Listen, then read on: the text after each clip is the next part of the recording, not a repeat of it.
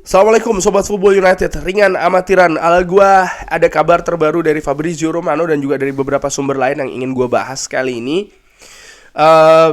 Dimulai dari Erik ten Hag ternyata memiliki pendapat terkait dengan proyek Ineos. Kita sangat optimis, kita telah diberi informasi selama prosesnya ya, dan ini sangat bagus. Kita sangat menantikan untuk bekerja dengan mereka. Ini merupakan hal yang positif untuk Manchester United. Dan dikabarkan oleh Fabrizio Romano ya, kalau impact ataupun juga efek dari Ineos dan juga Sir Jim Ratcliffe dengan tim Ineosnya, di mana Sir Dave Braithwaite sudah nampak berada di Old Trafford ketika Manchester United menang menghadapi Aston Villa 3-2, tapi Sir Jim Ratcliffe belum ada. Kabarnya Sir Jim Ratcliffe baru akan ada di Old Trafford ketika Manchester United menjamu Tottenham Hotspur di beberapa pekan mendatang. Dan ada kabar dari Fabrizio Romano kalau Sir Jim Ratcliffe dan juga Ineos telah atau mereka akan memiliki semacam kayak mereka bisa memberi keputusan terkait dengan pemain-pemain yang akan didatangkan di bulan Januari, walaupun mereka masih menunggu take over-nya disetujui oleh Premier League. Ineos jadi harus dikonsultasikan untuk pemain yang akan datang, pemain yang akan lepas, dan juga board ini atau Ineos memiliki keputusan terkait dengan sang manajer.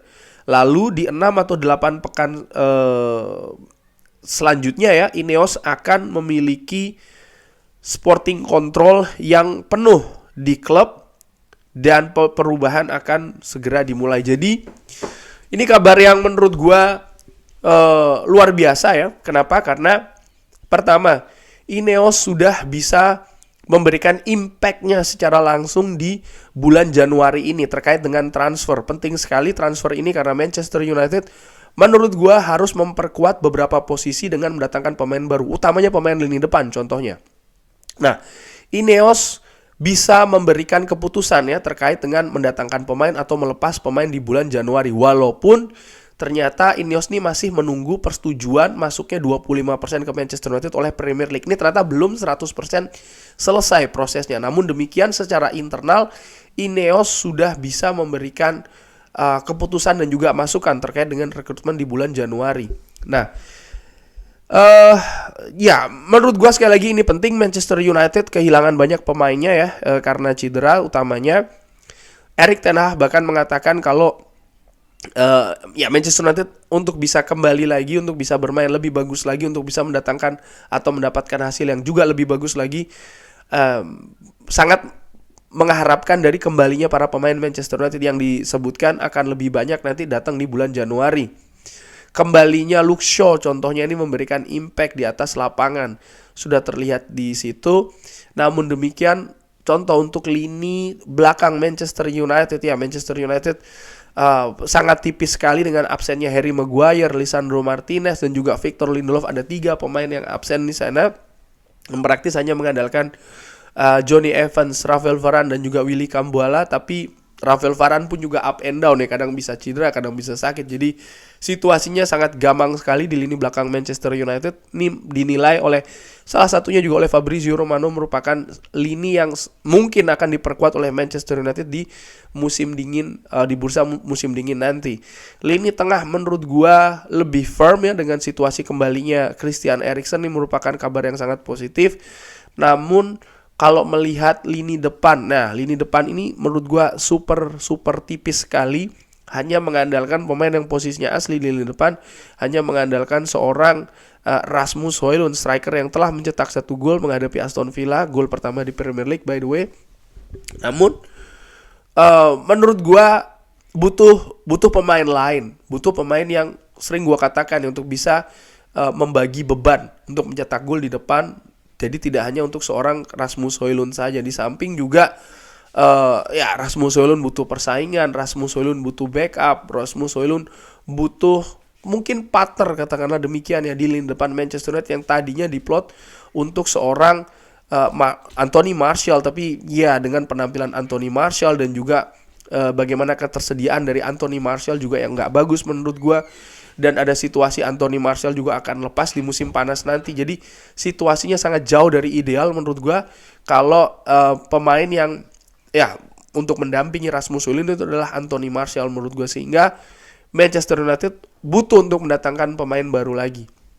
Namun kalau ini cocokkan dengan artikel terbaru dari The Athletic yang mengatakan kalau Manchester United hanya bisa mendatangkan 2 pemain dengan sistem pinjaman ya, karena situasi terkait dengan financial fair play, ini merupakan tantangan bagi Ineos. Ineos bisa saja membuat keputusan tapi juga harus melihat realita ya kan seperti apa. Kendati pun demikian, mungkin tim Ineos dengan Manchester United ya melihat ada beberapa celah dari aturan, itu mungkin juga bisa dilakukan, sehingga mungkin mereka bisa melihat ada peluang untuk mendatangkan pemain tidak dengan pinjaman. Selain mendatangkan pemain baru, melepas pemain menurut gua ini juga menjadi tantangan bagi Manchester United dan juga Ineos. Oke, Donny van de Beek sudah lepas, tapi bagaimana dengan Jadon Sancho, pemain yang sudah jelas-jelas tidak ada tempat lagi di skuad Manchester United. Untuk melepasnya ini kan juga merupakan tantangan besar bagi manajemen Manchester United. Gaji yang besar, lalu juga investasi yang tinggi yang dikeluarkan ketika mendatangkan dari Borussia Dortmund, usaha dan juga angka, menurut gua ini harus dipertimbangkan. Dan ini sekali lagi menjadi salah satu tugas utama dari tim rekrutmen Manchester United. Rekrutmen dalam arti bukan hanya mendatangkan tapi juga melepas ya, terutama untuk Jadon Sancho dan mungkin juga untuk seorang Anthony Martial juga ada di sana. Jadi gue melihat mereka bisa memberikan pertimbangan dan bahkan keputusan ya tim dari Ineos ini, tapi juga tetap harus melihat realita, karena ya ini merupakan ada beberapa hal yang menjadi tantangan besar di Manchester United.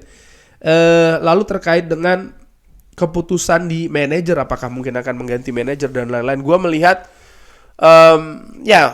yang paling penting adalah bagaimana ada roadmap ya, ada blueprint dulu akan seperti apa ini sistem dari Manchester United, skemanya akan seperti apa, prosesnya akan seperti apa, lalu ke depan akan bermain sepak bola macam seperti apa, keadaan-keadaan pemainnya harus diinventaris dulu. Menurut gua itu lebih penting ya, untuk membuat semacam kayak standard operation atau new standard operation di Manchester United, termasuk juga orang-orang posisi-posisi yang akan terjadi di Manchester United, utamanya di manajemen, baru kemudian menentukan nasib dari sang manajer. Ketika itu dibalik, menurut gua ya ini hampir sama dengan mengulang apa yang sudah terjadi selama 10 tahun belakangan. Dan menurut gue kalau itu yang dilakukan oleh Ineos, ya gue akan berpikir tidak ada bedanya dengan yang lain. Tapi menurut gue bagaimana yang harus ada bedanya ya, membuat perubahan di struktur manajemen dan juga cara bekerja manajemen, terutama dari atas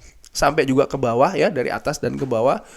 Dan ya seperti gue katakan, yang membuat roadmap, membuat blueprint itu sangat penting dulu. Dan baru setelah itu dilihat komponen-komponen yang sekarang apakah sesuai dengan blueprint tersebut, dengan roadmap tersebut, direktur-direkturnya, termasuk juga sang manajer. Ketika yes, dilanjutkan, ketika tidak, dihentikan. Tapi jangan hanya menilai dari performa semata ya, karena performa dan juga pola permainan saat ini banyak sekali faktornya, termasuk juga kelengkapan skuad dan lain-lain, keadaan skuad juga. Jadi menurut gue ada hal yang lebih besar yang harus diatur oleh Ineos dulu sebelum akan membuat keputusan mungkin yang sifatnya lebih detail lagi.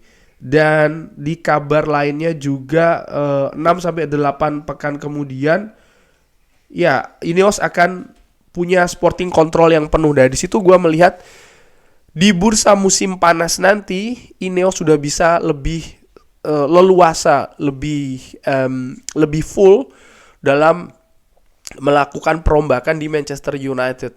Jadi gue tidak berharap akan ada perubahan yang besar di musim panas, di musim dingin ini, tapi mungkin baru akan terjadi di musim panas nanti terkait dengan sisi sepak bola di Manchester United. Kurang lebih demikian menanggapi kabar terbaru kali ini. Bagaimana menurut Sobat Football United? Seperti biasa bisa drop di kolom komen. Jangan lupa like, subscribe. Wassalamualaikum warahmatullahi wabarakatuh.